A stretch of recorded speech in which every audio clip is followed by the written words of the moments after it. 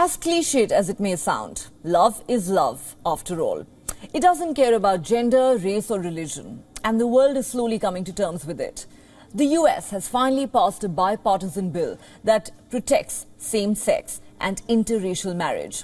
For years, members of the LGBTQ community and partners of different races have faced difficulties getting married.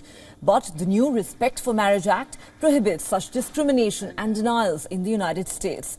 For the first time, American weddings won't have conventional brides and grooms in that country, as the bill repeals and replaces any federal language that defines marriage to be between the individuals of the opposite sex.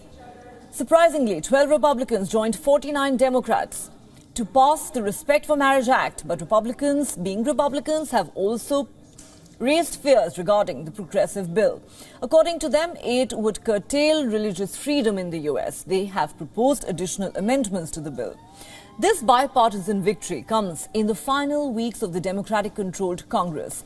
The bill now returns to the House of Representatives, which is slated to shift to Republican leadership come January. This could spell bad news, but there is still hope. For the first time ever, a poll showed that 55% of Republicans favored same-sex marriages. Meanwhile, Singapore too is moving in a positive direction. It has repealed a controversial law that criminalized consensual sex between men. This rolls back an almost 6 decades-old legislation. However, Singapore also drew a line in the sand. Alongside the law's repeal, lawmakers cemented the norms of traditional marriages. They voted for an amendment to place marriages in the hands of Parliament instead of the courts. This staves off possible challenges to the laws that prohibit same-sex marriages. But a small win is still a win, and the LGBTQ community in Singapore is celebrating it. As the Asian country gradually moves towards acceptance, another one still seems to be stuck on its age-old traditions.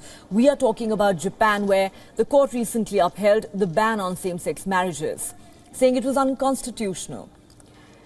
Japan is progressive in terms of technology, but the same cannot be said in terms of human rights.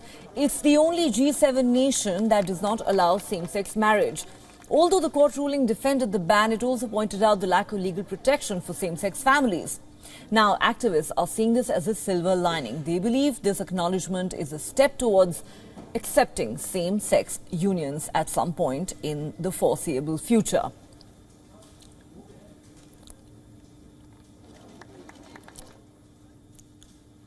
For more on this story, we're now joined by Calvin Dock from Washington, D.C.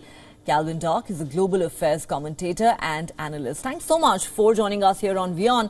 Let me ask you this. The Respect for Marriage Act, no doubt a highly progressive and a very welcome legislation, has now been passed in the US with bipartisan support. But at the same time, Republicans are now saying this may curtail religious freedom. Do you believe there's a real danger that once control of the House of Representatives is passed on to the GOP in January, the party may try and dilute this legislation? Good morning, and glad to be here. No, they won't be able to do that.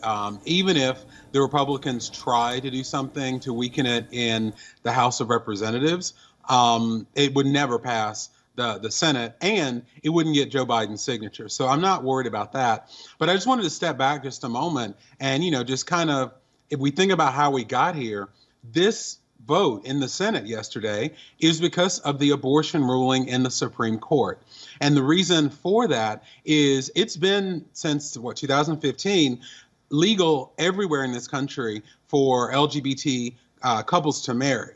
However, it was because of the Supreme Court decision in 2015. Now, with abortion, that was the same way when the court struck down Roe v. Wade. What happened, the reason this is happening now is because one of the justices, in his opinion on the decision Dobbs that struck down Roe versus Wade, Clarence Thomas said, who, by the way, is in an interracial marriage, said that we should, maybe look at the same-sex marriage rights and other things that had just been accepted in this country. So what Democrats did was they said, we want to make sure that the same thing doesn't happen with same-sex marriage as what happened with abortion, meaning let's put it into law so that if this conservative Supreme Court did decide next year to strike down the decision allowing same-sex marriage, it wouldn't revert back to the period before it was legal in the United States. You know, I'm glad you brought up the issue of the abortion ban because I was going to come to that. Now, for the first time ever, a poll shows that 55% of Republicans actually favor same-sex marriages. This has come as a big surprise to many, though a pleasant and welcome one. But do you believe that the Republicans will continue to support such progressive legislations, or will political and electoral calculations eventually come in the way, as we've seen with the abortion ban disaster in the US? Well, I think that 55% number, that doesn't reflect the Republicans who are in power. Because let's think about it, only 12 sided with Democrats on this issue. So the Republicans have a long ways to go. I was looking at the list of the Republicans who did sign on. I was very happy that my home state, North Carolina, both my senators signed on to it, and both of them are Republican. So that shows you there is some movement. But from a human rights standpoint, the party should be supporting it. Americans should be supporting it.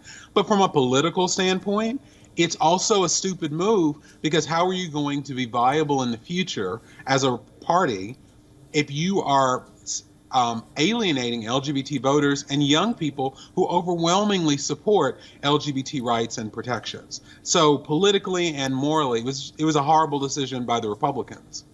All right. Well, whatever the Republican lawmakers may say, fact of the matter is this is a big win for the LGBTQ community in the United States. Calvin Dark, thanks so much for speaking to WION.